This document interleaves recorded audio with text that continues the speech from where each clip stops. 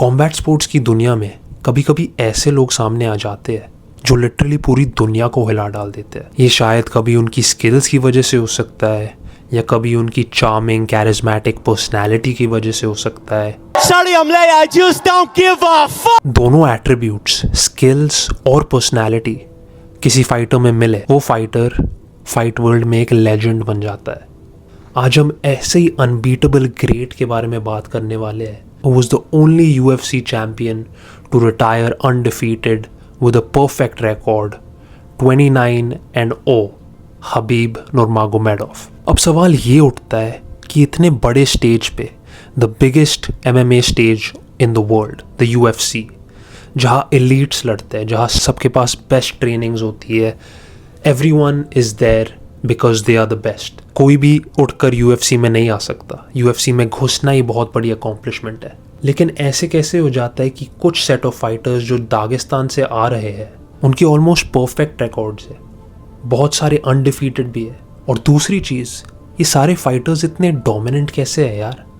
मतलब जब आप इनको फाइट करते हुए देखते हो, आप इनके ऊपर कोई खून नहीं देखते, कोई स्क्रैच नहीं देखते, बहुत डोमिनेंट वे में ये जीतते हैं, या तो फिनिश करके अपने ओपोनेंट्स को या जजेस के स्कोर कार्ड्स में, ये अपने फाइट्स में कोई डाउट नहीं छोड़ते। हबीब नुरमागोमेडोव बड़ा हुआ विद मैनी डिसिप्लिन्स। उसने बचपन में ही काफ़ी कॉम्बैट स्पोर्ट्स की डिसिप्लिन्स ऑलरेडी शुरू कर दिए थी।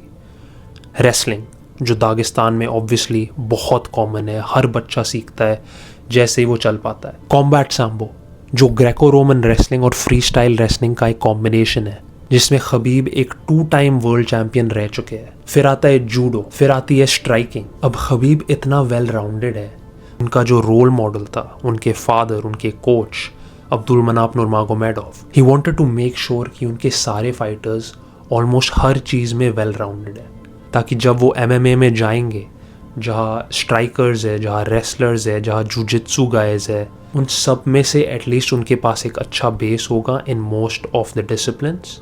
इसलिए खबीब को हराना ऑलमोस्ट इम्पॉसिबल हो जाता है for most of his opponents.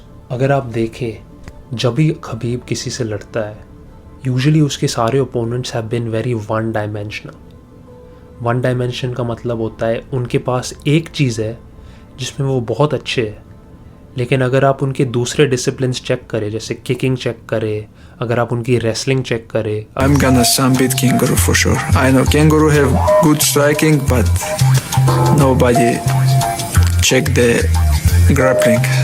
अगर आप उनकी जुजित्सु चेक करें, वो किन किन एरियाज़ में वीक होता है और बस एक चीज़ में बहुत स्ट्रॉन्ग होता है। अगर आपको MMA में आना है, मिक्स्ड मार्शल आर्ट्स में आना है, आपको सारे मार्शल आर्ट्स अच्छी तरह से आना होगा, वरना इवेंचुअली आप हारोगे। कि जब आप रेसलर से फेस करोगे, जब आप स्ट्राइकर से फेस करोगे, what are you gonna do.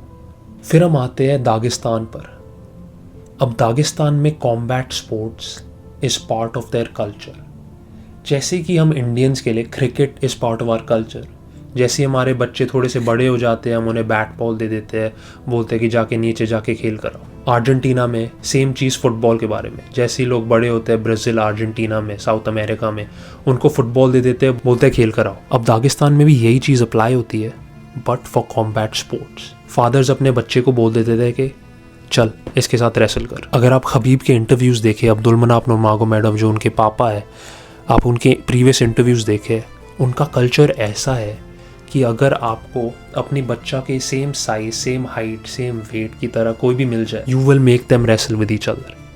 When I was grow up, like, you know, sometimes I go with my father to some people house, like guys, you know, and if I see someone like my age, my size, I'm like, okay, father gonna make me wrestle with him, you know? And this is not only my father, like everybody in Dagestan, if like even in street, okay, let's wrestle, go. We're gonna watch who's gonna, like, even in the jungle it's bears, like, let's go for it. Everywhere you have to, like, you know, wrestling is like traditional, and I think that's why That is a form of their friendship. Sport की तरह ही देखो, ऐसे मत देखो कि वो लड़ रहे हैं। जैसे हम खेलते हैं क्रिकेट, हम खेलते हैं फुटबॉल, उसके बाद हम दोस्त बन जाते हैं, सेम चीज़। वो रेसलिंग करते हैं और वो दोस्त बन जाते हैं। तो wrestling, combat sports is a very important part in Dagestani culture. सब लोग यहाँ करते हैं और training is a very important part of their lifes. फिर हम आते हैं खबीब, इस्लाम, मागोमेड अंकलाएव, खमजा चिमाएव, शारा मागोमेडोव, मोवसार एवलोएव, ये सब स्ट्रिक्ट मुस्लिम्स हैं और उनके रिलीजन में they don't bend any rules. जो है सो है और जो लिखा गया था वो ही हम फॉलो करेंगे। Drinking, smoking, being around girls, इनको इन सब चीज़ों में इंटरेस्ट है ही नहीं। They only care about legacy and winning and being the best at what they do, जो उनका कल्चर है, which is fighting, wrestling. Abdulmanap Nurmagomedov ने काफ़ी चैम्पियंस ट्रेन करे इन मल्टीपल स्पोर्ट्स, रेसलिंग में, कॉम्बैट सैम्बो में और अब mixed martial arts. Dad was his trainer. Yeah. Growing up and trained the whole camp and everything else. And the dad had a vision that Khabib would be the champion. Then when Khabib retired, Islam would come in and be the champion. Let me tell you what, you want to talk about one of the greatest coaches in the history of the sport that's never talked about. Khabib Nurmagomedov's dad. Yeah. You know what I mean? When you think about what that guy built. अब्दुलमनाफ का एक vision ये भी था कि इस reason में हमें MMA को भी इंट्रोड्यूस करना चाहिए। इस वजह से दागिस्तान में उनको एक MMA का पायनियर भी माना जाता है। This my belt for my coach Abdulmanap Nurmagomedov. Many years ago, he told me, "Just training hard and you gonna be champion." And I wanna give this belt. Him and his father make me. I know. जो भी discipline है, जो भी mental resilience है, सब कुछ Khabib ने अपने फादर से ही सीखी है। Способностями или в какой-то период жизни? Абсолютно нет. Нет? Моя старший сын был намного способнее и умнее. Имеется в виду в учебе. 3 языка освоил, тот 6. Он 2 тренировки, он 3. Ну, на определенном этапе ему надел, он занимался вольной борьбой, он работал суку. Все зависит от человека. Он рос медленно. Практически как родился он на ковре. На первом этаже был зал. У него часто спрашивают, с каких лет ты начал? Как родился, как начал ходить, он уже ходил на татами. Работать и работать, молодежь. Только через труд. Талант это все гаснут, если не работать.